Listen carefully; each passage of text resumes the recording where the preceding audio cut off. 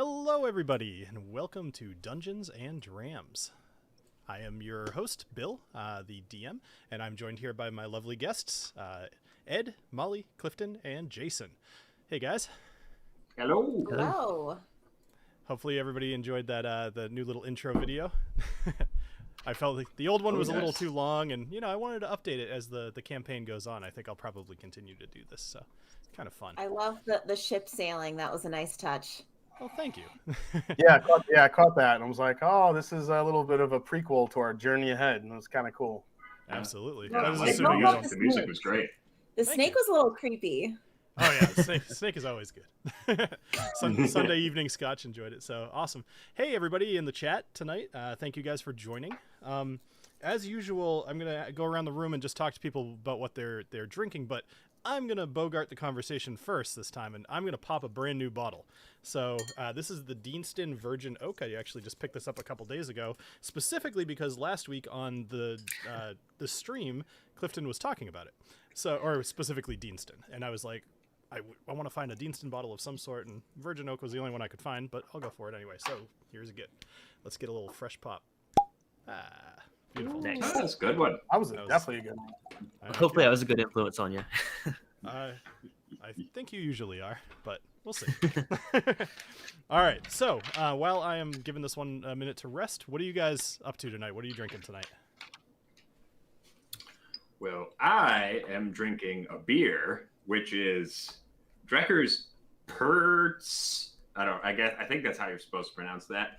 These days, which is a gummy sour because it has raspberry, orange, apricot, guava, lemon, lime, pineapple, and Sour Patch Kids. Jeez. Wow. What a time to be alive. Nice. I am drinking. Yep. I'm very on brand with Knobolas tonight, so I am drinking a Knob Creek 13-and-a-half-year-old store pick.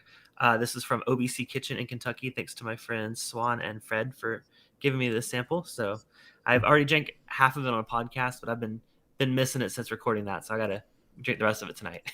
Is that the podcast coming out this Friday, or was that last Friday? Oh no, that was a couple weeks back, but I just had half the sample left, so I gotta do it. I'm a couple weeks behind, Clifton. I apologize. Oh, no worries. Well, the one I'm doing for this week is the Five Brothers Heaven Hill bourbon. That's like a gift shop exclusive. I know Jason reviewed it last year. I actually watched his review to get some inspiration for mine. So I think our thoughts aligned pretty well on that one. It's a money grab, dude. Oh, absolutely. And I'm a Heaven Hill fan. I love Heaven Hill, but like I love Heaven Hill too, but that just was like a money grab shit. Let's just blend some bottles that nobody picked in a bottle and sell it to gift shop. Hey, I got a question. That's just economical. Question for the group here. So I almost bought a Knob Creek 15 the other day, but I couldn't remember what the general opinion was, and I thought it was fairly negative, at least for like the price. Yeah, okay, good. I made the right decision then. It's not so much that it was bad. It was the problem is batch variation. Right. The first batch, I had the first batch, and it was not good, but I heard the later batches were better. So yes, okay. Exactly. I agree with Cliff. The batch I had that I reviewed, one of the worst bourbons from Jim Beam I had ever had. Wow. But the later batches that I did get to try, because people were like, "Oh, you're nuts! Like mine's delicious," and they sent me samples, and I'm like, "Mine tastes nothing like this." Well, and then Mike in the chat just said the 12 is better than the 15. At least in consistency wise, 100% agree. Yeah, every 12 100%. I've had has been delicious. Mm-hmm. I'm waiting for that 18. They're releasing an 18 year too. We'll see. I hope. I have high hopes. Yep. Nice. And then Jason, I don't think you said, what are you up to tonight? What are you drinking? I got something special tonight, guys, because it just sounds so Dungeons and Dragony. It's in a wooden box. I like that. It's the Middleton Dare Gaelic, the new Irish nice. whiskey. Nice. Very nice. The trees were sourced from the Kyle Beg Wood Forest. Oh my God, it's perfect. And I just want you guys to know, just a prequel here. The Mets are playing the Yankees tonight. So if you hear me kind of jump in an outburst for no reason, if I get a notification, don't say for God forbid someone gets killed, and I'm like, yes! It's the Mets playing the Yankees because I hate the Yankees so much, and I just want the Mets to win. The Mets are leading right now, but you never know with this. So I'm just a little bit of a warning. Okay. Well, the good news is that you're the only one that ever dies, so I think you'll be. Well, actually, I'm the only one that ever gets close to dying because That's true. I definitely overestimate my abilities. You tend to be a little say this, foolhardy. Next time That's somebody okay. says get on the boat, I don't care what's happening with anyone. I'm getting on the boat. Excellent. So you can all learn. This is wonderful. Lesson this is a learned. lesson. Cheers. By the way, this Deanston, pretty good. It feels like something that could be, especially if I remember the price was fairly low. I could see drinking this one just like casually. I don't think it's, Yeah, well, when you asked me, I was like, I don't remember loving that one, but that's because I've had some of the higher end Deanstons that have been really great. So that was one of the first ones I ever tried. So, but like you said, like casual sipper, I could totally see that. Yeah, I I think think that's one of those that's kind of like for the naked malt crowd, the people who don't want a lot of that really heavy other spirit influence from See, I'm the sherry opposite. or I'm the First opposite. Fill, whatever. Yeah, people really love that because it's just that pure malt flavor. Yep. Nice. All right. Well, without further ado, why don't I give you guys a little recap of what happened last week? So, when last we saw our adventurers, what was that? I missed I I it. said believe you Steve. said, please don't. Oh, because don't worry. everyone's embarrassed. When last we saw our adventurers, they had awoken in the Drunken Seal Inn to the sound of a carriage being towed through the streets carrying a criminal by the name of Varys Nighthold, a frost elf who had been accused of attempted assassination on one of the members of the Zephyr Council. While following the carriage to the prison ship, the Mighty Maiden, our heroes met Captain Squall Montague and his first mate Charles Durham, and had just received their jobs on board the ship when a group of frost elves apparently set on rescuing Varys attacked. The elves killed 2 guards and would have rescued Varys if not for the help of our intrepid adventurers and their unwillingness to listen to their new captain, who told them to fight, not to fight, and to just get on the boat. So, we return. The frost elves defeated Varys, the crew, and the party on the ship, the group tending to their wounds, and the boat beginning its voyage to Knife's Edge. Risky whiskey. Right. So, let me actually kind of bring you guys over to just the lands of Domitium here so you can see where you are and where you're going. So we'll give this just a minute to load.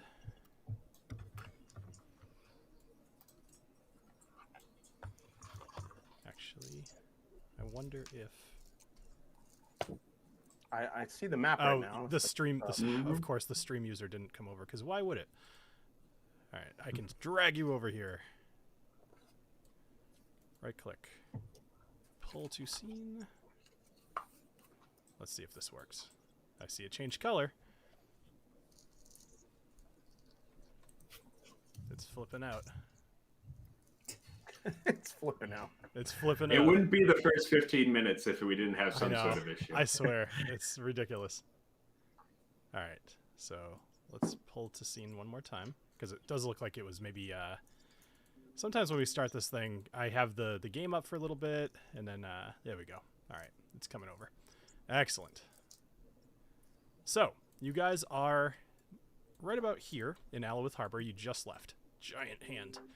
And you need to make your way down this little blue dotted line over to Knife's Edge on the continent of Ikari. So, this trip will probably take you about 3 or 4 days if you have good weather. It's a fairly quick sail and pretty easy waters. So, we'll see what happens. All right, going over to the boat.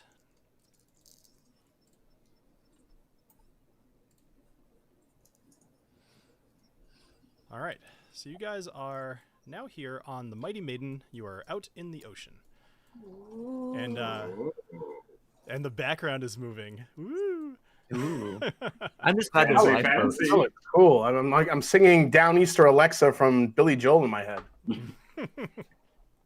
Fantastic. All right, so let's kind of get into this game here. All right, so you guys have left the shores. You've drifted away, and you are... Sorry, give me just a sec here. I swear I had something, but all right. Anyway, so you've just drifted away from shore. You watched as the harbor kind of became a distant little dot on the horizon, and you guys are sailing a little bit to the east. On the deck of the ship. Squall and Charles, as well as a few little deckhands that aren't shown here, are around doing their various jobs. Squall looks at Charles and he says, Charles, bring Varys to my quarters. And Charles replies, aye, Captain. Varys, come along. You note that Varys looks kind of crestfallen. If you remember, well, in the last episode, just for anybody who needs to catch up a little bit, some of the Frost Elves were killed, and his whole personality seemed to change as they were killed. Anyway, he's staring back at the dock. So Squall also points at you, Noro, and he says, Noro, join us. And he points at you, Daffy. He says, Daffy, unfurl the sail on the main mast. Knobolas, Alessio, bring some of the barrels below deck and hand them off to Salt. Then go to the lower deck and ensure the prisoners are secured. All right. So unless anybody... Aye, Captain. I was waiting for Aye, that. Captain. Oh! Yeah. Sorry. I'm sailing away. All right. So we'll start off with Noro. So we're going to kind of Squall, Charles, Varys, and Noro are all going to go into the captain's quarters here. Sorry, there's going to be a bit of scene switching going on here, so it might take a couple seconds. All right. So Captain Squall sits down in his chair and pulls open one of the drawers in his desk, pulls some bandages and begins bandaging his chest. Squall says, damn it, Varys, what the hell was that? You cut me pretty deep, you asshole. Varys says, I don't know. I had no idea that Reuven and Awen would be there. They didn't need to die. Who the hell were these other people? And Squall says, I'm very sorry about Reuven. I know you were close. Their timing was terrible. But at least it seems to have sold it. With the Yeti tearing things up, it'll be a while before they even look into what happened. And they saw you leave with me, so it should be a while before they start looking for you, if ever. And Squall looks over at you, Noro, and he says, what was that move? You almost blew the whole rescue. The rescue? Eh? I was trying to help the man here. I was trying to help him. You were trying to help him as well? You should be clearer about these things, eh? Communication. It's important between a crew and the Capitan. Did somebody send you to rescue Varys? No, but an enemy of the enemy is my friend, so to speak. Don't you say? Explain. Enemy? Well, I hear someone tries to off someone from the Zephyr Council. You know, maybe I think that's a good idea, and maybe I want to help that man. Isn't that you, Mr. Varys? And Varys, just still kind of looking a bit downtrodden. He looks over at you, Agnomeio, and then he looks at you, Squall. He said, if it weren't for this little guy here, my people would probably still be alive. So he kind of looks, he says, I think you and I should probably... Yes. I had to keep up appearances and run when you kind of knocked Squall away from me. Oh, well, you know, I mean, if anything, you should really blame Laser Nips. He's the one who shot that guy. But I was just trying to help. And like I say, the Zephyr Council, not such a popular group where I come from. All right, so Squall, what do you want me to do? How long until the others get here? And Squall says, they should be here probably within about a half hour or so. We told them to meet us just offshore, out of sight of the harbor. And Squall looks at you, Agnomeio, and he says, well, Agnomeio, whatever happened back there, as long as you do what you said, what I tell you on my ship will be all right. Now, go make sure that stupid beast didn't wreck anything on my boat. Talking about the Yeti. Oh, I thought you meant Knobolas. But yes, that him too. I'll go check. All right. Excellent. So, let's see. Moving along over to, let's go to Knobolas and Alessio. So the two of you are just going below deck. You've both got some barrels with you, and you're on your way to kind of bring them over to Salt, the chef of the boat. Salt Bay. Salt Bay. So, Oh, I so thought you you meant open we the- would literally be salting him. I got you now. So you open the doors. You both have a barrel underneath your arm, and you're carrying it towards him. I think I So may you- need to refresh my foundry, Bill. I'm Yeah, just my sitting here foundry was basically- out. Oh. I'm trying to get Yeah, back. I couldn't see anything that whole scene. Oh, really? Son of a bitch. Although, before well, I leave, the I do audience have could a at least. question. Yeah. Yeah, I I was do have a watching. I was question. watching on YouTube. If you two were in on it the whole time, right? Why once you killed the guards, why didn't everyone just get on the ship? You know? Why did you continue to pretend to fight? Varys says, I didn't know they were coming for me at all. They weren't supposed to. This Oh. whole thing was supposed to happen, or this whole thing wasn't supposed to happen like this. I was just going to get on the ship and sail away and go get picked up by some other frost elves just offshore. So really, it doesn't sound like it's my fault. Sounds like you don't know how to keep your people in line. Okay, bye-bye. By the way, I'm back in, Alright. Bill, so we're good. All right, excellent. Okay, so Alessio and Knobolas, can you both see your characters now?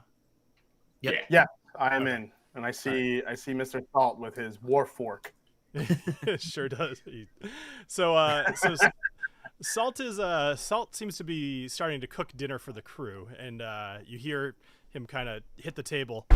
It goes wham! You see Salt cut through the leg of a goat using the back of a cleaver, and rather than cutting through the leg, it just kind of crushes the bone. And he picks up the leg and he looks at you and he waves with the goat leg. He says, "Hello," and then he points over the corner.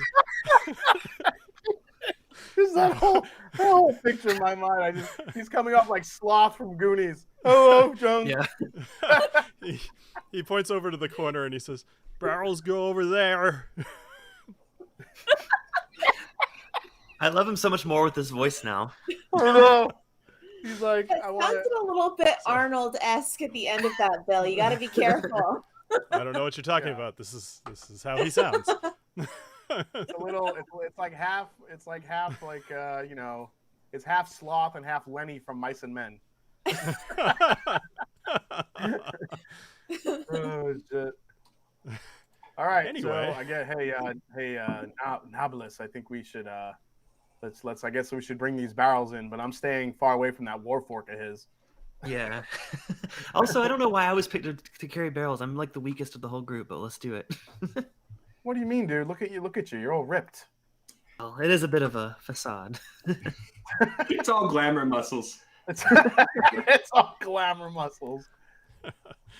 So I'll do the as- desert. as you walk by Salt, you see that there is just blood kind of dripping on the floor from the goat. Like it is not sanitary.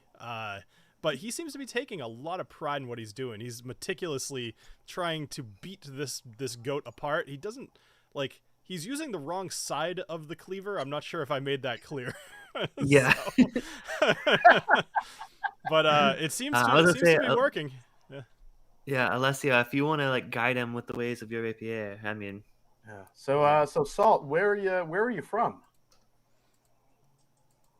The Mighty Maiden. Do you have? So what do you know how to cook? You cook pretty much everything. Do you always cut meat with the wrong side of the hatchet? He holds up the hatchet and he holds up the goat. I'm cooking goat. All right. And Obviously, this kind and of then he not gonna go anywhere. he turns around and he puts the entire leg into like a big pot, just hair and everything on it. It's just oh gosh. yeah. But the water's Oh not my even boiling God. yet. Saul, is that what we're having for dinner, sir? Yeah, you like goat? Actually, I'm vegan.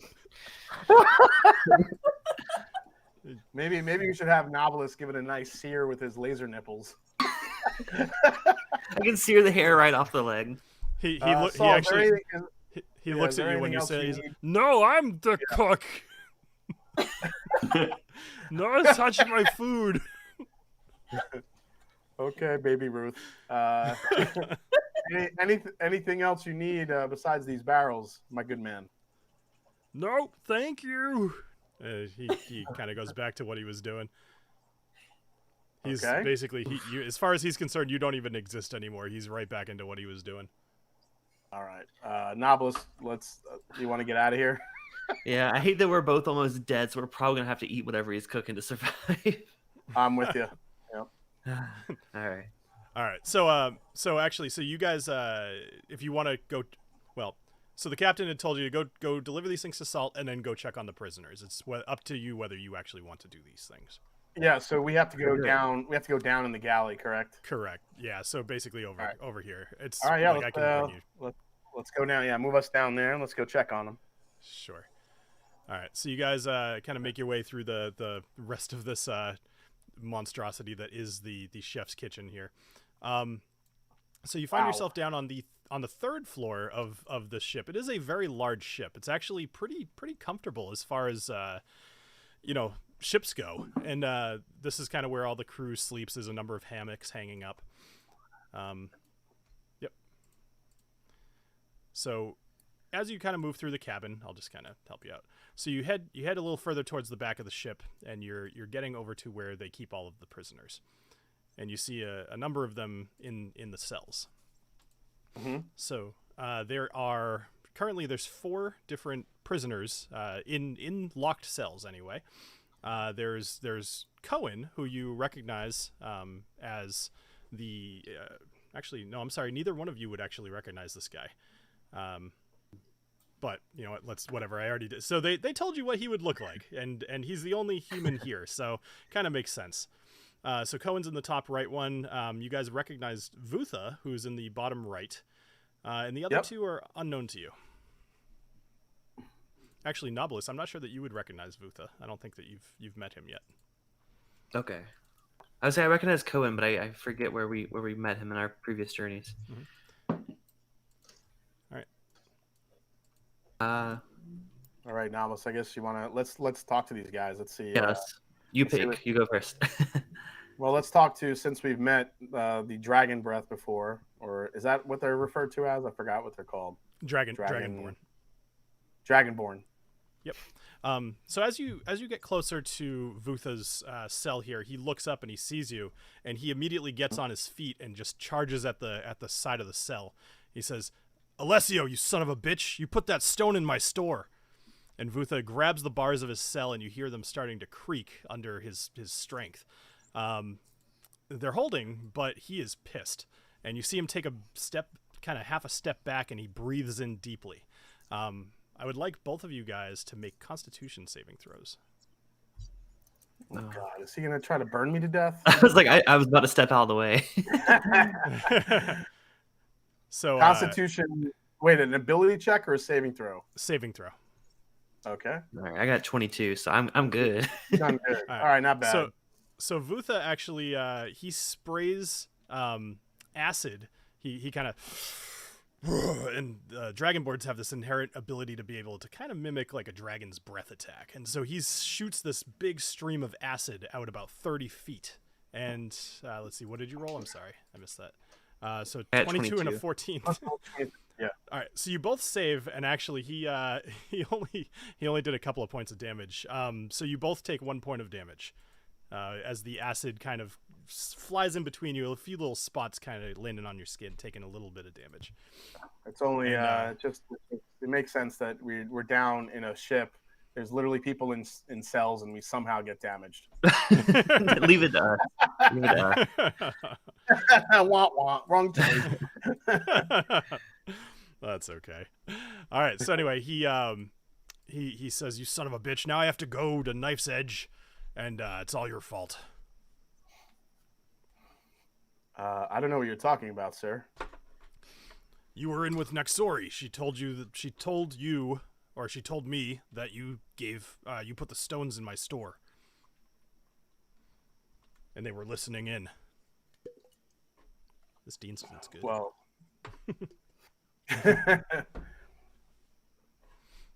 Well, that was a special mission I was on, and even though she told you that, I'm not sure if I would quite believe Nexari. Well, regardless, I'm stuck in here, and if I see you come near my cell again, I'm gonna keep taking shots at you. Knobolas steps away. And I'll sort of bless you. He's a very forthright lizard man. He's very honest. He's very honest. Yeah. There's no mess that you can't explain him out of anything.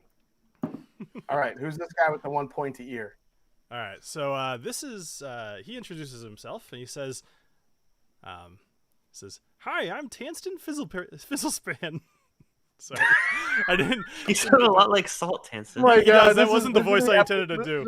Sorry. This is the episode. This is the episode of Bill's voices. My God. I should have practiced. You're mighty joyous for being locked in a cell. Yeah, you sound like you're in a good mood. What did you get captured for? Well, I'm not gonna bother doing the voice. It's not the one. I'll do gnome voices later, but I didn't. I can't.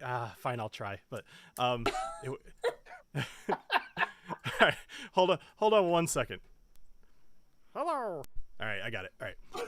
All right. Hello. I'm Tanston Fizzlespan. I'm in here. I work in Hobblehaven, and I build mechanical bulls for the bullfights, and we have safeguards upon safeguards, but this one, my bull, his name's Black Bull, and he killed a guy, and they blame me. It's not even my fault. It's just it's not my fault. So who exactly blamed you, and who captured you?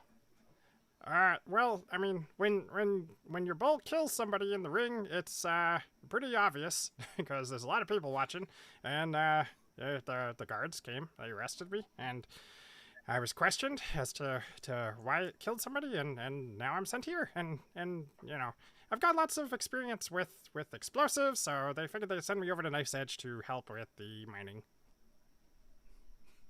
Did you know the guy that you happened to not kill, but cause the death of? Oh no! I mean, he was just a matador. Well, we have kind of this cruel.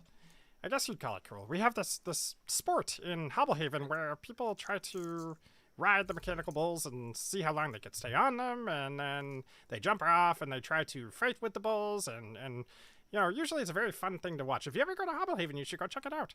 But this time didn't work out for me.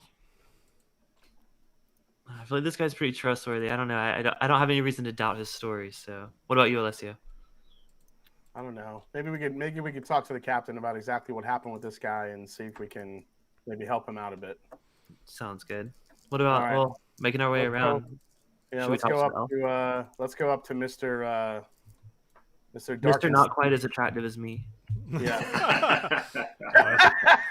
I love that it's always a competition. I know. Yeah, it's always a competition. Yeah. Yes, immediately it's who's better looking. Yes. Anyway, so go ahead. So he's not going to even introduce himself to us. Oh, he doesn't. Did we get his name? He doesn't have a name on him, so. You don't know him. Okay. Hey there. What are you in for?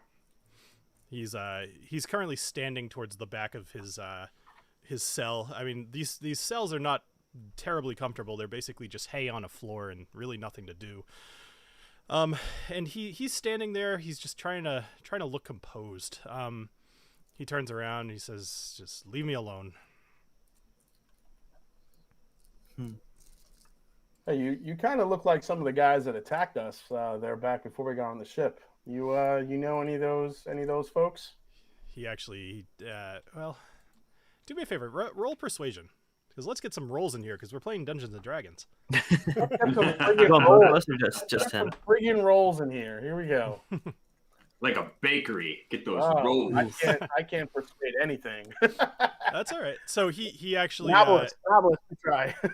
I was gonna say, yeah. I kind of want to question further, like, you know, like, where's he from, or is he... you're both ridiculously good looking. Maybe he'll listen to you. So I'll ask where he's from. Before you roll, so he's gonna kind of react a little bit to you, Alessio. So he's gonna turn around. And he says, "I am not one of those filthy frost elves. I am a high elf. I am from the city of Riviere. Now leave me alone." Oh. Go ahead, Knobolas. You talk to him. Well, I mean, am I correct in believe that's the same area that's near where the council is, or is it not quite the same area? It's the same area. That's where the council is. Same area. Yep. Mm-hmm. Have you heard? I want to ask him. Have you heard Sure. anything about one of the members of the council being killed? No. I heard there was an attempt on one of their lives, but not. I don't believe it was successful. Drusilla Kelnilis is the High Elf counselor, and I believe Varus. He's looking confused, not me. I believe somebody tried to make an attempt on her life. One of the Frost Elves, actually. See, I guess I was under the impression that they died, but okay, great to know. Well, Knobolas, ask him how a high elf ends up down here. yeah, I mean, well, I know you don't want to talk to us, but like, hey, I'm your half brother. I mean, can you tell us a little bit? Because I mean, there's this joyous of a guy over here that just accidentally killed someone with a bull. So maybe it's an accident. Whatever you did, just let us know. He looks again very insulted, and he says, "Do not presume that a mongrel like yourself is anything like me." Oh, this guy is quite the ego. Knobolas doesn't take too kindly to that, but I think Knobolas might save this conversation for later. All right. You have I'm just gonna say you have quite the ego on you, elf boy. So I'm not sure you should have such a high ego for someone that's locked in a cell. But talk to you later. He even though he has nowhere to really look, there's no window in his cell. He turns and faces the wall just to not look at you specifically. So. All right. Knobolas flips him off as he walks by.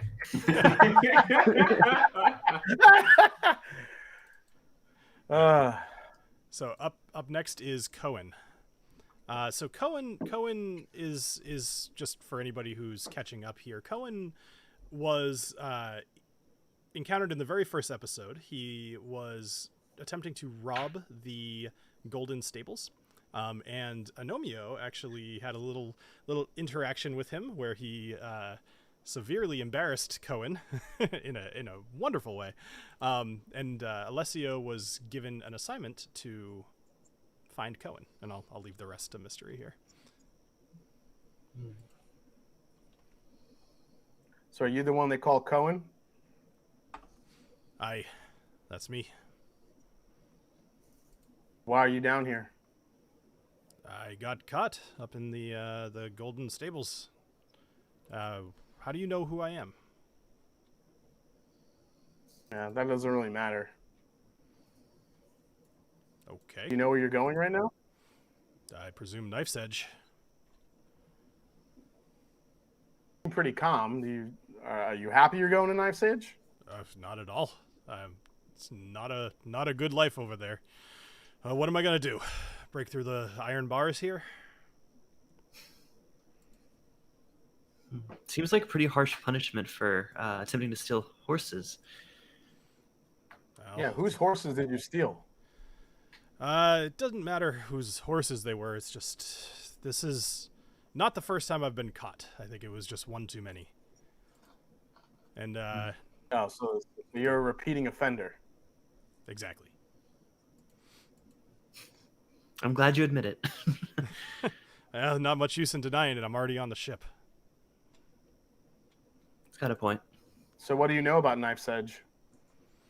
I know it's run by a bunch of orcs. It's a slave camp. People go there, hard labor, mostly a mining operation for some of the dwarves. They outsource some of the mining. There's a certain material, I'm not sure of the name, that can only be found in that area. It grows into the cliffside, so it's pretty dangerous work. What do you know about Varus Nighthold and his attempt to kill one of the council members, particularly Drusilla Kelnilis? I heard Naxori was talking about it a little bit. I don't know much about it other than it wasn't successful. I'm not sure why. We can't seem to find a reason why the attempt was made. But are you at least comfortable down here? I mean, could use a book, I suppose. But aside from that, yeah, I'm comfortable. All right. Knobolas, you have any other questions for him? No, I need to speak to this guy that what's his name? Elric? Varys. Yeah, I'm curious to question him, but I think that's all I have to get from these guys. Well, why don't you go talk to him? I'm going to keep talking to this Cohen guy. Okay. All right. So Knobolas walks away, and presumably, well, you tell me. What are you doing? Yeah, I'm gonna go because is Agnomeio still with that group or? So as far as you No, know, I Agnomeio, left. so yeah, Or, I mean well, you don't know, I guess. these things are basically happening at the same time. But I mean, his from timeline wise, his conversation would be over by now. Yeah, I'm gonna just wander off upstairs and I'll let Alessio finish his interrogation. Sure. All right. So you wander back to the front of the ship. So, Cohen, how long have you been locked down here? They put me in here yesterday about midday, and told me I'd be heading over to Knife's Edge. Who holds the keys to these cells? I would guess the Squall probably does. Alessio, make a investigation for me. Okay. 12. Okay. You look at the lock on the door, and on the bars here. Doesn't look terribly complicated. It might be a little bit tough to break into it, but not out of the realm of possibility. Well, I do have sleight of hand. I'm not sure if, like, I know I have a kind of a secondary thing here where I have to free this guy, but at the same time, I don't think now's not the right time because we're in the middle of the ocean. There's nowhere for him to go. Well, so real quick, just because, maps and whatnot. So you guys are still, Nexori had specifically told you that you should try to get him off the boat as close to shore, but, make him swim to kind of embarrass him a little bit. If you were going to release him, I would suggest doing it sooner than later. Doesn't mean you can't go try to steal the keys if that's what you'd like to do, but I wouldn't say like wait until tomorrow because you'll be in the middle of the ocean. Okay. All right. All right. I have one question left for you, Cohen. Are you a good swimmer? Yeah, grew up in Aluith. I'm definitely been in the water more times than I can count. Okay. Just stay here, and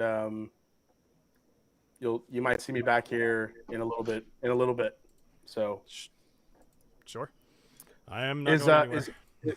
Is Elric Torres the Squall? I can't remember who the Squall is. He's the half orc who's up top. Yeah, that's right. Okay. Squall's the captain. Elric Torres, you haven't met him yet. All right, so I'm gonna make my way up to the top of the ship again. So okay, with everybody else. So Daffy, hi. We're not gonna ignore you the whole episode, I promise. So Oh, good. so why don't you let's make a sleight of hand check check for me, please. Okie dokie. Just give my foundry one moment to load. Sure. All right. So while you're doing that, whoops. So these guys are.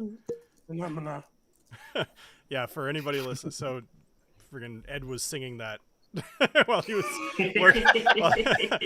was working on his camera, and then I started singing it, and apparently Jason heard it, so I don't know. I heard the tail end, and now it's been in my head. So. All right. Yeah, it doesn't go away. No, it doesn't. All right, so Foundry can't be reached for me right now, so I can do this in D&D Beyond if you want. Sure. Yeah, let's do that. That's weird. Oh, nice. For the sake of time. Very cool. 16 for sleight of hand.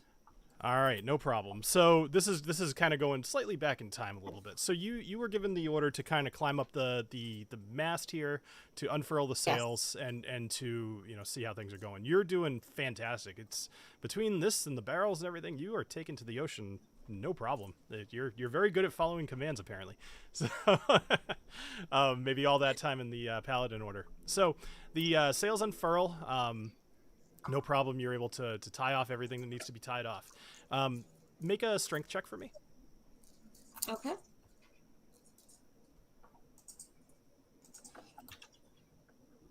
For strength, I'm getting a 13. 13. Okay. So you're able to use some of the rigging to get up to the crow's nest. So go ahead and give me a perception check too, please. Okay. And I should be able to do this from... Maybe not. Okay. One moment. I can actually get into Foundry now. It's okay, people. It's okay. I was worried. I'm just keeping everyone on the edge of their seats here. They're like, will it work? I don't know. The system is so fun. The system is down. Yeah, I know. I'm just playing that techno music in my brain from Strong Bad. Oh, it's the best. I'm so happy that you know it. Ah, wonderful. And then the dragon comes. In the night. All right, and I'm sorry. What was the roll I was supposed to make now? Trogdor, please. So no, perception. Trogdor. Roll for Trogdor. Roll for burninating. Oh, you had an 18. No problem. That so was you a 7. That's okay. So you get up to the crow's nest and you're looking around and Squall had told you mostly just to lower the sails and kind of you know that part of your job while you're up there is to look around and see if you can see whatever you can see. So right now you see shore. You're not super far still from Alowith Harbor, but you're almost out of sight of the harbor. Roll one more perception check for me. You're going to be looking for something slightly different this time. Okay.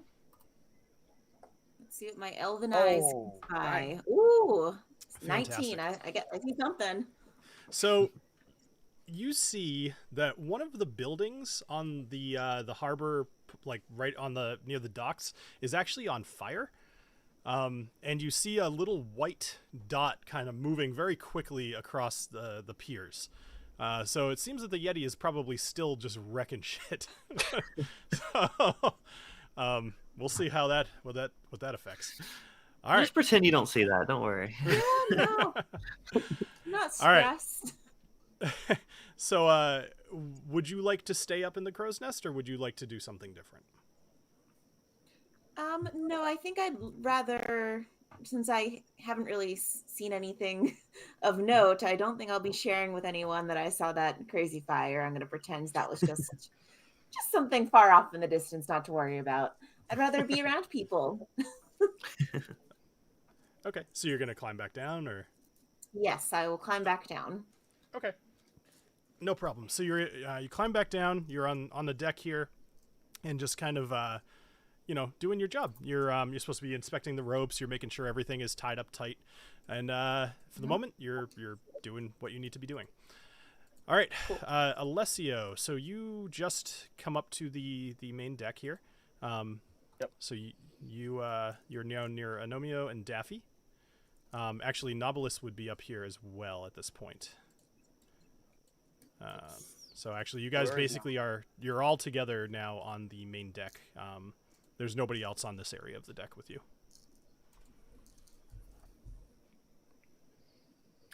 You guys hungry? Because I'm not. Well, tell us about what you have seen below decks, my friend. I'd rather not. My brother and Rapier, I'm not sure you're gonna want to dive into the hairy leg of lamb that's in the oven right now. Yes. Well, yeah, I mean, maybe you would. Even worse. Has anyone seen the Squall with the keys? He is in the captain's quarters. Although, friends, I must tell you, this entire trip is a ruse. A poorly planned one, I must say, but a ruse nonetheless. They plan to hand Varys over to some of his Frost Elf friends very shortly, and oceanic rendezvous. Hmm? And how do you know this? They Yeah, told me we are amongst some sort of revolutionary brigade, my friends. But didn't he like attempt to kill someone? Like, why are we like just letting him go?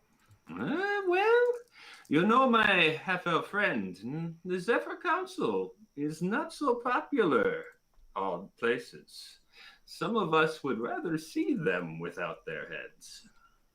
So I can name one of them, but so basically, who's running this ship and who's about to come and try to get Varys they're working together. Which does not make a lot of sense why they would not just, drop the facade and just work together when we were on the docks. I think, but who am I to say how you run your underground brotherhood? You know, whatever. Well, obviously, they were trying to put on a good face while we were at the dock where we left. So it looks like that was a whole facade to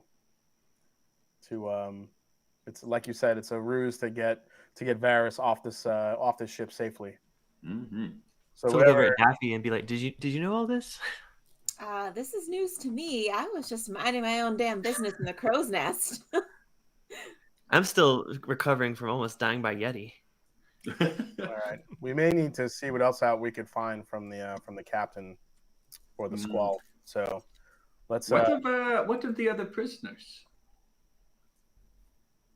Well, we met a Dragonborn who is definitely pissed off at me. And does he have reason to be? He does, but that's besides the point. Interesting.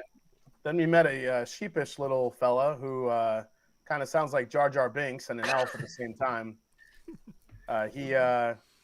He's in jail because of a bull that he trained actually killed someone, so he got arrested for that. Mechanical bull. I'm sorry. Yeah, mechanical. I still don't really understand how that happened, but You say a mechanical bull. Yeah, apparently. It's from Hobblehaven? Killed somebody. Yep. And they put him in jail because his bull killed someone? Yes. They must have gone soft in the head.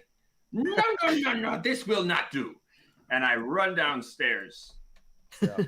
And then there's the Knobolas. Knobolas is Knobolas talked to a very angry elf who feels let's just say he's got a high opinion of himself. Yeah, and we didn't find out much from him other than he's a high elf, and that's all we know. Yep. And then the other prisoner is someone I have to tend to. So Question, is he a high elf because he's been smoking some of that good stuff? Sorry. He is in a room full of hay. I don't know what he might be smoking. I don't know, but yeah, I didn't recognize him. So Agnomeio just kind of took off to talk to that one prisoner. So I don't know, should we go back down and catch up with the prisoners? Maybe if they meet the rest of us, they'll be inclined to talk to us more. I need to head to the captain's quarters as soon as I can and talk to the squall. I'm down to go down to the prisoner with you, Daffy. So as you guys are talking, Salt actually finds his way through the doorway. Apparently he's So he's about 7 feet tall. So it's very difficult for him to make his way through. But he comes out and he's actually holding just a huge black pot. He's got these two oven mitts that they're not made of you don't actually know what these things are. It can only be described as like fur from an animal. Something's going on. But anyway, he's holding this pot and there's still a leg sticking out of it, although it's a much different color. There's no hair left on it. And he says, "Hey everybody, it's time for food." Wow, wait. So he goes He's so enthusiastic. What was that, Molly? Now fully. I didn't he goes hear from what being sort of mute last week to like actually speaking full sentences. You only saw him for a second. He waved to you with his big fork. You really qualify those as full sentences? I mean, maybe the seas power him, and now that he's on the seas, he's like excited again. I don't know. Didn't they say they found him? They found him just floating in the water one day. Was that his story? He wandered onto the boat with a big bag full of meat, vegetables, and spices, and then just started cooking. That is the weirdest origin story ever. I was like, and how long has he been doing this? Because he doesn't seem to be very skilled. You could ask. No, But... I don't think we should question Mr. Salt. Anyway, so Salt goes back inside, carrying the pot. You don't want to question Salt, or you might be assaulted. Well, you know what? If it's You're time not even there, Agnomeio. I don't care. Fun's transcend reality. I think if there's time to eat now, then I think everyone we need to speak to should be at dinner. So let's go get ready for a meal. All right. Whoopee. So you guys are going to head inside and have some food.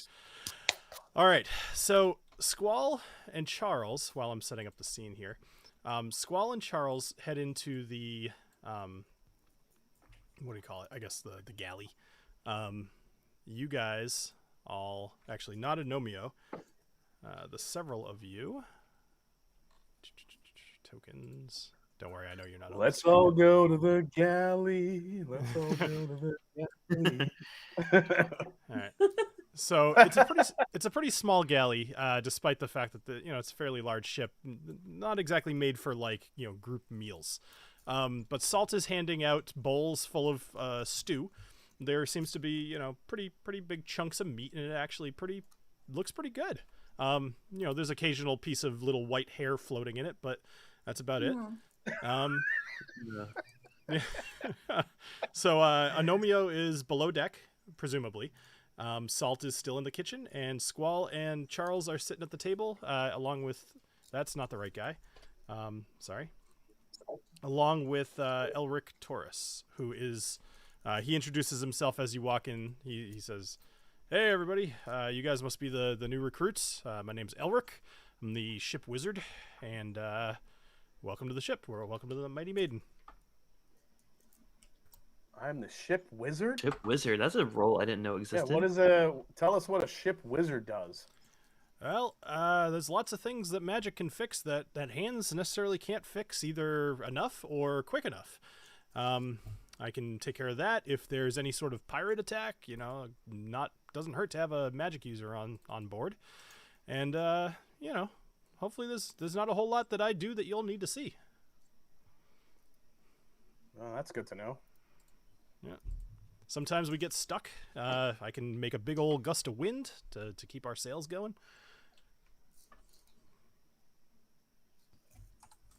All right. Wow. You're like Harry Potter. Great. I don't. Is he from Aluith? I don't know Harry Potter. He must be like a clay, like a ceramics. Yeah, he's a friend of mine. You'll meet him on Knife's Edge. Got it. So, Salt, you notice actually that Salt is basically staring at all of you, with a big smile on his face, very expectantly. He's proud of what he's made. He wants us to eat his food, doesn't he? One could make. I'm just gonna slowly. I was gonna say just slowly lift the bowl up to my mouth and just make eye contact and then. Aside from the hair, it actually tastes really good. You notice there's a hint of coriander and a little spices going on with complementing the goat meat perfectly, and a couple of little carrots and celery floating around the stew. It's actually nutritious and seems to taste pretty good. In that case, I'm just gonna go just drink it off. So as you finish the bowl of soup, you notice at the bottom there is definitely kind of a sludge. Stuff that had kind of maybe should have been drained out that hadn't and had sunk into the bottom of the bowl. But doesn't mean it didn't taste good. Just might be a little off-putting. I lost my appetite immediately, but hey, nourished. Beautiful. Yeah, as long as it. Do we get any hit points back? Well, you know what? Yeah, right. You guys, if you'd like, you guys can do a short rest between kind of hanging out. I am on the currently ship. locked out of Foundry, Bill. Me too. Yeah. Yeah, Foundry hit the shits again. All right, that's It's fine. all. It's every time you switch scenes, it just seems to kind of crash. That's so bizarre. Did it just crash, or have you guys been out of the? No, we didn't see that whole galley. Can you Yeah. get? I in saw right it on now? YouTube. It came on YouTube, but yeah, I Yeah, never see got it to on the Galley. YouTube, but not on Foundry. Yeah, correct. Yeah, you know that makes a little sense. So the stream user is pointing at my local host for any tech people out there. It's like local area network, which makes sense why it didn't disconnect. All right, let me reload this real quick just so you guys can get in. Sorry everybody. So let's go over here and let's have a quick little update on what people are drinking, because this happens frequently enough. We now have a process around what we do when the game crashes. So I'm still in the. Good. Oh, go ahead. No, I was just gonna say hi to everybody that's still in the chat. I hope you guys are enjoying the game. Yeah, let us know what you guys are drinking. So I'm still in the Knob Creek 13 and a half year. And, I don't know if it's just this pick, and I said this on my podcast. It's like I have a better memory of these older Knob Creek picks being better. To me, this one was super dry and it's almost tastes over oak like the 15 did. I know, Jason, you and I were talking about, like, we were talking a little earlier about the 15 year. This one is like over oaked, and like there's none of the sweetness that I love about the older Knob Creeks. I'm like, am I just misremembering how those 14, 15-year-old picks were? Or am I just crazy? How long have you had the bottle open? Well, this was a sample, so there's that. I mean, Oh. it doesn't taste like it's gone off. It's just a lot drier than I remember. So I'm curious, people in the chat, if you guys had any of the older picks as well. Like, I have one more that I need to revisit after this. So Jason, how's the Yankees Mets game going? The Mets scored again here in the it's top of the ninth. The Mets are up 6-3 right now. They have 0-2, and we have Diaz pitching. Hopefully he shuts her down here in the ninth, and I could go to bed happy. So, and I am drinking the new Four-Gate Indiana Foundation, which is a 10-year whiskey, cask strength, barrel proof goodness. Did you say 10-year MGP, like bourbon? Yep. Holy crap. Sounds amazing. Man, they're starting to get, pretty old with some of their stuff that they're making available. It's nice. Like, I mean, I feel like we keep. Go ahead. They'll be releasing a 14-year hazmat Holy release. Crap. What? Sometime soon. Yep. So yeah, they've got a whole bunch of stuff that's coming out in a little while. I was just reading about. Yeah, they released a bunch of stuff at once, but the two Indiana foundations are kind of the big boppers. This 10-year and that 14-year 143, 144 proofer is going to be just ridiculous. So, Well, right now is a good time to plug our Patreon. Help me afford a new computer that can handle this shit better. I honestly, I think it's because it's like 90 degrees down here. I think that's probably hurting my CPU a bit. I'm back in Foundry. I don't know about you guys. But Yeah, I'm back in. Yeah. So I just completely reloaded everything, and you make sure you can move your tokens real quick, just because I only just got in. So if you guys just got in, then all right, cool. Yep. Looks like you can. Yeah, I can move. Yeah. Oh, I cannot Awesome. move. You can't move. Oh, Okay, never so mind. I first- got it. Oh, that's fun. Moving. Oh, there's two Alessios. I was just Alessio, gonna say, look out! there's It's your evil twin. There were two Why- Knobolases how's too. How's there they two both- of me? I don't know. I don't know, but I'm gonna delete one. Actually, I only I'll see delete- one of me. I No, you deleted my. Oh. I just deleted all of you. I'm gonna throw you back in just because I don't want to run into another situation. While we're already derailed, I'm gonna hide all this. One out, baby. One out.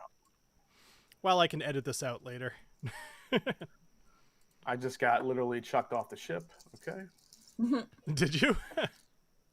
That's what it where- looked like. Yeah. where are you? Hey, if Alessio gets thrown off the ship gets lighter. That was good. That was good. Very nice. You've had a couple of flops. That was a good one. Yeah, that Yeah. was good. Yeah. I like it. All right. Let's get back into the game. So, all right. So you guys have all gathered around this table. You're eating your food. You're doing whatever. If you want to, you could take a short rest and recoup some hit points using your hit die. And while you're doing that, we're going to go down to Agnomeio, who is. Sorry, I clicked on. Oh man. All right, we are going down to level 3. Yes. Somebody's rolling dice. To recover. Rolled a 9. Yeah, Oh, okay. I was gonna say, wow, he rolled a 9. Good job. I rolled an 11. I am feeling very refreshed after my nap. Excellent. All right, so hopefully everybody can see. I'm on the right screen. We're all good. All right, so Agnomeio, you wander down to the third level here, and walk over to the other gnome. Yeah. Presumably from Hobblehaven. I would like to address him in Gnomish, and to signify that when I'm speaking Gnomish, I'll talk like this. Perfect. So that you know that I'm speaking Gnomish, rather than common. All right. Noted. I'm just glad. I mean, I guess he's not embarrassed because we're not down there. But man, I can't wait to hear this. All right. Okay, I'm not gonna. I don't want to. Do I was just gonna say, oh boy, I hope you. Annoying as hell. All right. So you're talking in Gnomish right now. Okay. Yeah. So I come up to him. I'm like, "Hello, my friend. I have heard you have been unjustly imprisoned." Well, yeah. I mean, like I said to the other guys, my bull killed somebody. So I mean, I guess it all depends on how you view it. But I mean, I would rather not be here. Sure.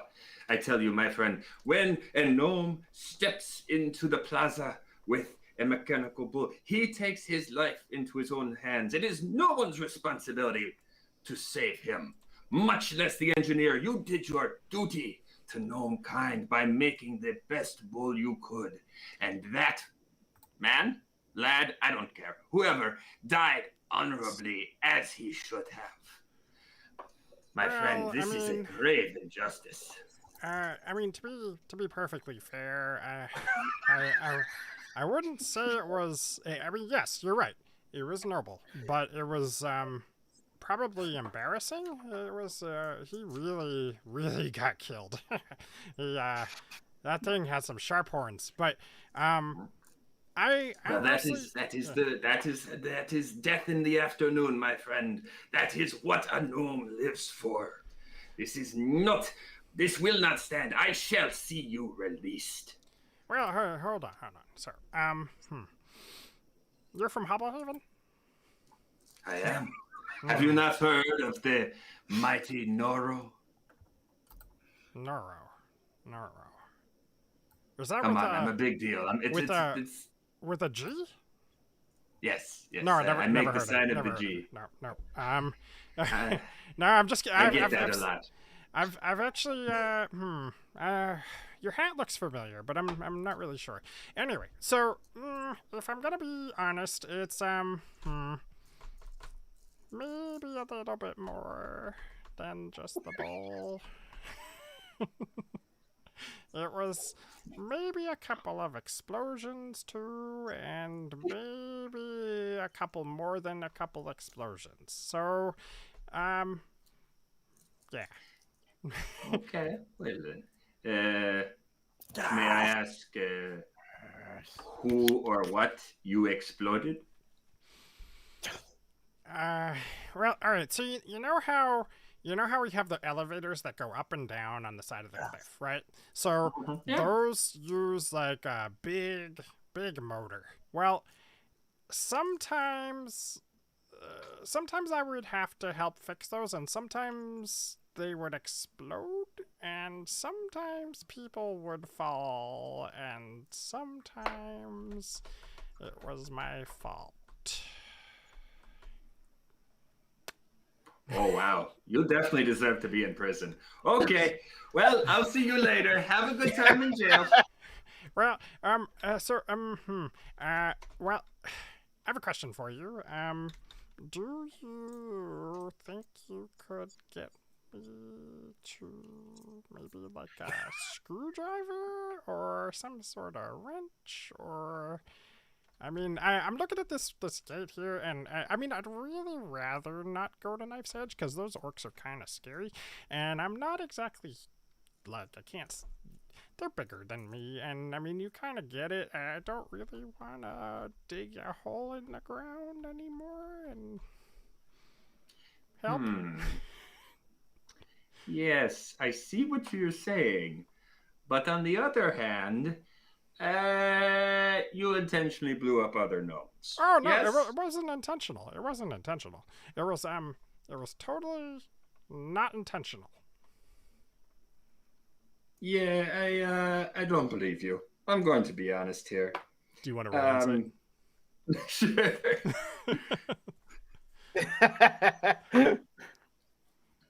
12. The first time was not intentional. But the second and the third time might, or he definitely, yeah, not all of them were unintentional. He maybe Yes, well, if there is one thing that I will not accept, it is someone playing cavalier with another's life. You may try the gate on your own, but do not expect any help from me. Good day, sir. Screw And you. as man. Screw you.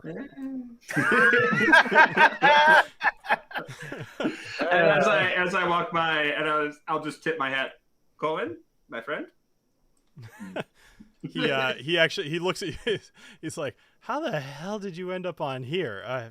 Okay, fine, okay, fine. he reaches his hand out. He's like, I'd love a book or something, just something to do. It'd be great. All right, Daffy, make a perception roll for me, please. You are on the deck now, so it's a slightly higher DC, but let's see. I would make a roll, but I can't see my token. Oh yeah, you're right. All right, so let's go back up to. We'll go back to the. Go back up to the deck. There we go. Yeah. Nice. As I was figuring out how to do this boat, there's actually 4 levels to this boat, and I'm just like, I'm gonna be switching all over the place. Agnomeio, are you heading back up to the deck? Sure. All right, I'll put you there. Oh no, a 5. All right, so well, your eye. What do your elven eyes see? Not a whole lot, apparently. Legolas. Well, because you rolled so poorly, you guys actually totally missed, or maybe you've just been distracted. This boat that comes up right next to your boat here. Boop, boop, boop, boop, boom. Oh dear. So a boat kind of saddles alongside the Mighty Maiden. There's a few different frost elves on the top, and 2 of them have crossbows just kind of in their hands. They're not necessarily threatening, but they're definitely kind of in a defensive position. And as they pull up to the side, what would you like to do? Oh shit, here we go again. Well, hello. How are you, friend? You want to wave at them? Like, you do, go ahead. Hello. I assume you're here for Varys. Hello. So the a woman, a female frost elf, kind of walks up from the helm, and she walks over and she waves back to you. She says, "Ahoy, squall aboard." My God, it's Michelle. He's in the galley. I'll go get him for you. It's Michelle Pfeiffer. Oh my God. Ice cold Michelle Pfeiffer, that white Yes. gold. Yes. Ice cold. Wow, that's good. All right. So Squall kind of hears the yelling, and he comes out and he goes, "Avandra, what an absolute surprise seeing you out here." And Avandra says, "I see that Virus is." Oh, sorry. Virus actually kind of comes with you guys, so he had been eating. And she says, "I see that Virus is unspoiled. That is good news. We must hurry, though." And she has a little sack of coins, and she chucks it up to Squall, who catches it. Just a whole bunch of gold. And Squall says, "Well," looks over at Virus. He says, "Well, considering the smell of you, probably not the worst thing in the world for you to take a little bath." And Squall pushes Virus into the ocean. With a little splash, he falls in, swims over to the other boat. They kind of help him get up using a little rope ladder, and he finds his way onto the other boat. And Bill, while this all is happening, I think Sure. Alessio is gonna use this situation to utilize his mage hand to go and reach out to try to get the keys off of Squall. Okay. Well, let's do this. Roll perception for me. Let's see if you know where these keys are. Oh, good point. Okay, perception. Let's do it. 7. Blah. All right. So the DC is going to be a little higher because you're going to take a guess as to where these keys might be. They are not necessarily on his belt, Okay. or at least anywhere visible that you've seen. So you could either make your sleight of hand to try to take the. So the way I'm looking at this is you are looking for the keys before you decide to find them and steal them, right? So you don't know where they are. I need to figure out if he has them on him or if they're actually down in the captain's quarters. So, all right, or somewhere else on the ship in general. So looking at Squall and what he's wearing, he doesn't have it around his neck. He doesn't have it on his belt. He does have a couple of just pockets in his pants, and that seems to be it.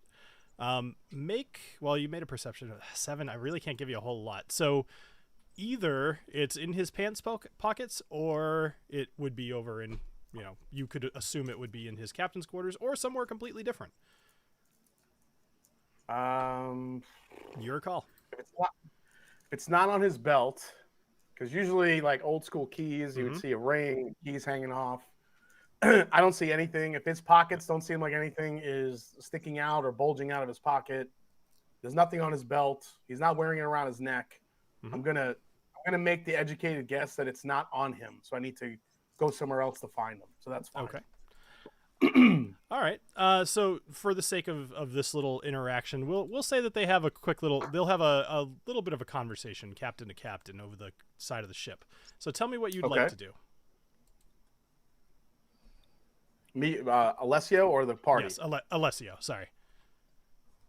Well, I do want to stay and hear what's going on between these two captains and why this is happening. So okay, we could run up behind him and do the Titanic thing, and then we'll frisk him. If you want to. You guys can do anything that you want. I can't stress this enough. So actually, let me do this. I'm going to ask my brother in Rapier, since he's small.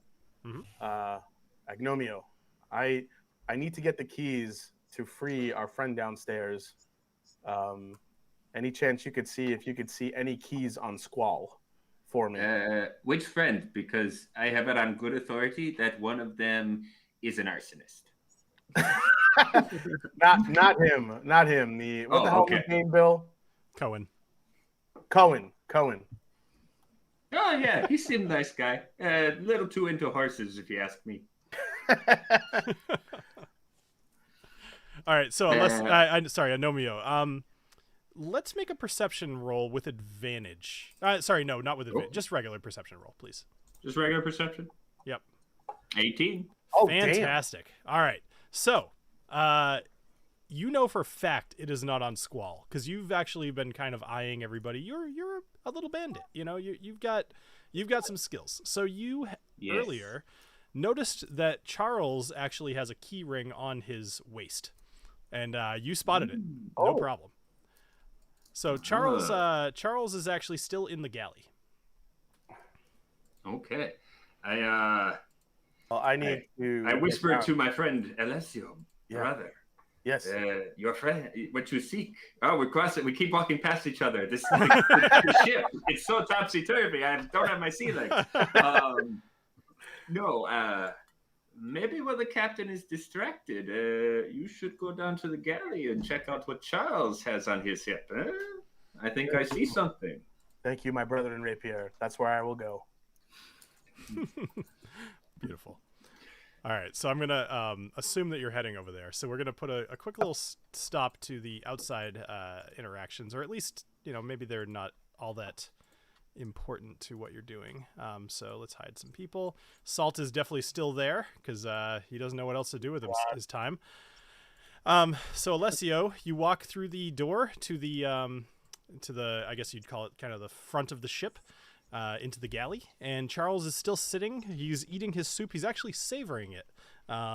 maybe this isn't out of the ordinary to him, and he's chatting with Elric. All right, what would you like to do? Well, I'm going to sit down, and I'm just going to start kind of a conversation with Elric and Char. So while he's enjoying his soup, I start asking Elric some questions about his wizardry skills and where he learned, where he learned his mastery, how he ended up on the ship a little bit. And while I'm kind of conversing with him, I kind of try to get a little bit of a once over with Charles and see if I could see those keys. Sure. So you absolutely do. You notice them. He's not really hiding them. They're attached to his belt. Okay. There's like a little leather kind of loop, I guess you'd call it. To your knowledge, it wouldn't be that hard as a master thief to take these off of him. But if you make the attempt and you fail, he will know. If you fail by enough, I should say. All right. Well, I have a risky whiskey in the pocket here, so right. I'm going to use my maid's hand, and I'm going to try and use my skills to quietly take the keys off of his belt. Okay. All right. Go ahead and roll Sleight of Hand, please. Okay. Sleight of Hand. Here we go. Yeah. Oh, natty 20. Oh boy, you nailed it. All right, so your little hand kind of flies underneath the table, brushes past his leg, and actually what he does is he looks over at Elric, and like questioningly, assuming that Elric had just touched his thigh. And while he's distracted, you deftly take the keys right off of him, and they kind of fly right back over into your hand. Not a sound was made. Alessio living up to the road. What a great time! I love it. Great timing. Yep. I look across the table. I say, Charles, are you okay? And he kind of looks over at Elric. He goes, "Yeah, no, I'm good." He looks a little confused. He like put off, like really put off. Maybe just a little bit more than he should be, and he gets up actually, and he goes over to Salt, and he actually holds out his bowl like he wants some more. Sounds like there's some sexual tension there. I would say it's the exact opposite. Maybe like he's just really not into it. So yeah. So I get up from the table and I say I've been asked to go check on some of the prisoners again, so I'm going to head down to the prisoners' quarters. Elric looks up at you and he's like, I don't fucking care. All right, damn, you fucking salty wizard. Jesus.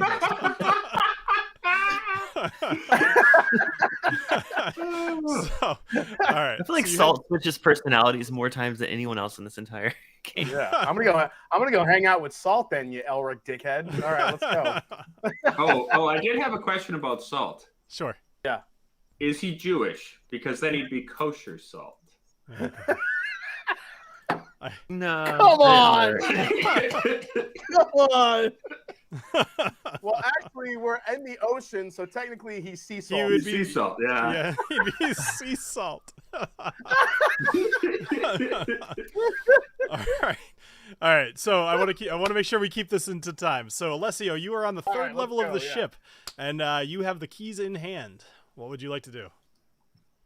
So I slowly go over to Cohen's cell here. And I try to sneak over there and just slightly whisper to him. And I say, hey, listen, Cohen, I believe I have the keys to the cell. I'm going to let you out. But this is the plan. As soon as I let you out, you need to run, dive off the ship, and swim to shore before we get too far offshore. Do you understand? So he actually replies back in Thieves' Cant as to make sure that nobody else is kind of getting this. He says, Are you part of the Shadows? I lift up my sleeve and I show him my ring. All right. And he takes a step back and he watches as you, I'm assuming, open the gate. All right. Yep. So excellent. So you easily unlatch the gate. You actually, with that nat 20, you guessed the key properly on the very first try. Which, whatever. Who cares? It's minor. It's one of those things that makes you feel like a superhero. So so Cohen slips out of the jail cell, and he actually shuts it behind him. And you relock it, and he goes over to the he actually climbs up, because there's no windows on this level. He climbs up to the second floor. Mm-hmm. And the little, I guess you'd call it like ladder port. I don't know what you'd call it. I guess like a little hatch leads up to kind of the front of the ship, which is a little bit further away from Salt. Now, Salt is going to be able to potentially see him. So let's see what Salt sees. And Salt is serving. Salt sees. Let's see what Salt sees. All right. Salt is going to make just a regular perception check, not advantage, not disadvantage. Oh no, he rolled a 17. So Salt is going. Salt. Salt is going to see this happen, but we'll find out how that interacts later. Anyway, Cohen ends up diving off the side of the front of the ship. Daffy, because it's kind of your job to be watching things, make one more perception check, please. Again, I would if my token was visible. Ah, son of a bitch. So that's actually good to know. All right, go ahead now. If I make you guys invisible, it seems you can't roll, which is stupid. And that's All right. key of 5. So you risky water. risky No, water. I'm kind of glad she didn't. I'm kind of glad she Risky didn't whiskey. Risky whiskey. Well, no, she's risky watering. Go ahead, make a perception check. Yeah. Here we go again. I played my That's little sound effect. Oh, There you that's go. better. All right, so you 14. you hear the sound of a splash, and you kind of run to the side and you look over the edge, and you see Cohen. He's sticking kind of right next to the ship, almost to the point where it's like he's getting kind of dragged along the sides, and he's kind of spinning and spinning and spinning, and you see him kind of go off the back of the boat. You, with your 14 roll, notice that nobody else on the ship seemed to have seen him disappear. Now, that being said, you haven't been to the bottom of the deck. You don't know a whole lot of anything. You just saw a person go overboard. What do? I'm going to immediately panic and try to save them. Okay. What are you going to do? Is there anything like, I don't know, a lifesaver? A floaty device?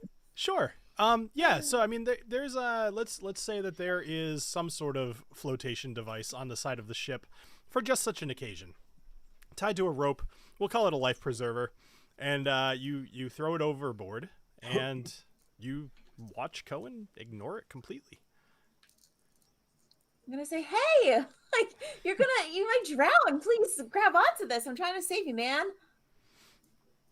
All right. Am I up on the same deck with her? You are just so. I mean, you would have followed him up, no problem. So you push past Salt. Yeah. I would say just now you're getting to the same area that Daffy's in. Okay. Which is where we all are with the Frost Elves. Well, so timey-wimey stuff, right? So while this is all happening, I mean, they're not going to hang around. I would say that at this point, they have now peeled off. They are sailing away. You know what I'm going to do is I'm going to roll 1d2 because I love doing that. Let's see. Squall went back into his quarters. Charles went back into the galley. Actually, at the moment, because of the roll of the flip of the coin, you guys are the only ones outside. Oh, Okay. Okay. So I yell up to Daffy, Daffy, let him go. But he might be drowning. He's a strong swimmer. Yes, at least he said. So he needs to get back to shore. Oh, wait, Alessio, you let him free? Yes, I did. It's a personal mission that I'm on from the guild. I'm gonna peer over the side and wave my hat at him like an old timey lady seeing a ship off. Goodbye, Cohen. Knobolas is feeling left out with all these secret missions. He's like, man, I want a secret mission. Who can I free? Dude, you have a secret mission, did you? Well, sort of. We'll talk about that later. Okay. You're I may or may all not remember involved. my The only secret person mission. who's left I mean, out today, unfortunately, is Daffy. if everyone's here now, I'll just because we've been so close for so long now. Mhm. I'm a member of the Shadow of Brakaf, and every now and again, I do have some missions to do on my own, and saving his life and letting him go to shore was one of them. Okay, You're lucky I works like for me, you. man. I'm not worried about it. Agnomeio, works for me, man. Yeah, I mean, what do you? I'm just gonna nod and deliberately not Yeah. say anything. My job- 'Cause I'm trying to take My in that job was to news. let him go. If he survives or if he makes it to shore, that is now up to him. Hardcore. I dig it. Excellent. All right. So, one more little thing for tonight. Actually, we're for the first time ever, we're going to end on time. Wow. I know, right? So, let's see. Alessio, you are actually the navigator. That was the job that you got. So, Daffy, let's do this. Daffy, I would like you to make 2 strength checks, please. Okay. Roller Daffy. Here we So go. while you do this, Squall is going to come out to the deck. He's going to say, Daffy, unfurl the foremast and the mizzenmast, please. We are off to Knife's Edge. Oh, damn. Look at Well, you. Ooh, 21 and 17. No problem. So you I'm a strong girl. you run up to the foremast, you scale the cargo netting, you drop the sail, you all this stuff is just perfect. You unfurl both sails like a pro. Everything about this, you've rolled amazing tonight. Everything about this is perfect. And Squall is very impressed. So you guys now are full sail. You are going to be heading to Knife's Edge. It's about 3 days travel. Alessio, please make a perception check for me. As Squall is going to be showing you the map. He's going to be explaining roughly how to navigate to you. And with a 17 perception, you and him both together figure out kind of the best course of action. You actually look ahead. You see that there's no clouds in the sky at the moment. Seems like you guys will have smooth sailing for at least the next day or so. And speaking of which, we'll pick up there next week. So, thank you everybody for joining me here and all of us here on Dungeons and Drams. I hope you had a good time. I hope you enjoyed all the fun voices tonight, and I hope you I guess had a good time. So, yeah, join us next week. We'll be here back on the same channel. Wow, I had too much Deanston, I think. Sorry. Wait, Bill, I guess- Bill, just yes. to give kind of a preview, we'll be making land ho next week. Are we going to be getting to Knife's Edge? No, actually, you guys have a couple of days at least on the ocean. So actually, let's do this. Thank you, Jason. So we are going to move our little token here. You guys make it to about there. Okay. So you're about a third of the way through your travel by the time that you all go to bed that night. And we'll pick up next week as you're all waking up on your second day of the journey. All right. Something crazy is gonna go down on the ship. I'm just waiting for it. But Mm. I was surprised with Hey, Caribbean what shit. can I'm we excited. say? Ship happens. Beautiful. so many amazing puns tonight. I love it. All right, everybody. Thank you very much for joining us here tonight. Make sure you check the links in the description. We're all over the place now. And if you are not subscribed to the podcast, please do, even if you don't necessarily intend on listening, because you're joining us here live. Just it helps the channel to grow. So thank you, everybody, and have a great rest of your night. Cheers. Cheers.